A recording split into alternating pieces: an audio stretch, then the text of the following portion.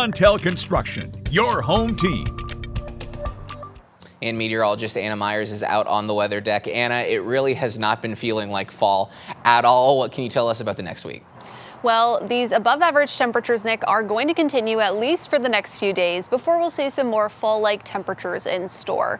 Right now, what we're seeing with our daytime highs is closer to what we'd expect for August, beginning of August to end of July, and we are about 20 degrees above average for our daytime high for what we saw today.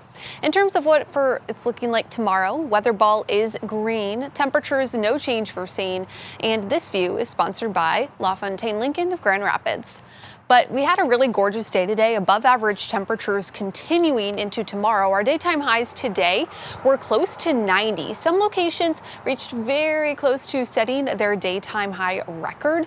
For some areas here like Grand Rapids, our record was 87 and we reached 85. So we're just a few degrees below it, but we really did set some second or third top highest temperatures for a lot of cities across Michigan today, just because of these temperatures being so above average. Some areas even closer to the top, reaching 90, if not very close to 90 degrees. So we're looking at these above average temperatures continuing, just not quite as warm as we go into tomorrow. Current temperatures right now, we're looking at mostly clear conditions, and most of us still in the upper 60s, a few holding on to the 70s. Overnight tonight, we're going to be hovering in the mid to low 60s. Currently, not much to see on satellite and radar. What that was picking up here is clutter, where the radar beams intersect things, sometimes such as birds migrating or buildings, depending on the angle. But besides that, just a few clouds in the sky.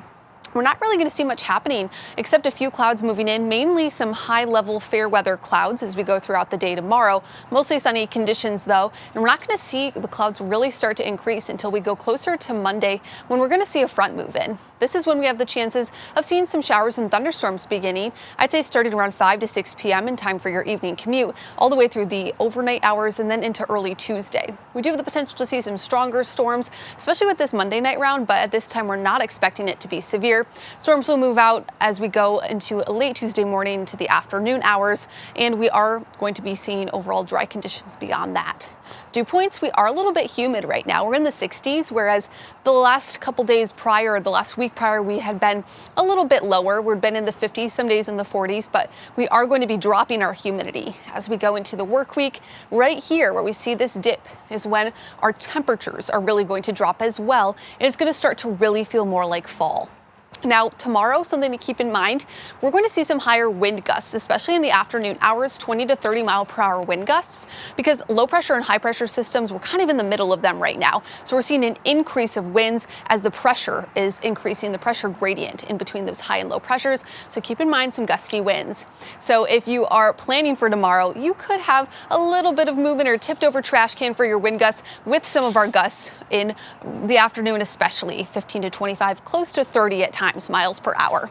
Overnight tonight, 62 degrees, clear, calm overnight. Some could hover closer to the mid 60s, but just know above average is going to continue. For tomorrow, temperatures hovering right around 80 at the lakeshore. If you're going to our northern zones, we're looking to be in the mid 80s. And then for our southern zones, we're going to be in the low to mid 80s once again. A very warm stretch. So if you're heading out to somewhere such as the pumpkin patch, though you really want it to feel like fall, unfortunately, we are still looking at temperatures in the mid 80s. It's going to be a really hot one. And you see that on our 7-day forecast. We're going to start to finally cool down as we go into the midweek. That's when temperatures will finally be closer to average. And then by next weekend is when we're going to see a little bit above average, but it'll feel nowhere near as warm compared to what we are at right now. Fall is on the precipice. We're just sitting here waiting for it. Yes. All right. Thank you so much, Anna. Well, let's talk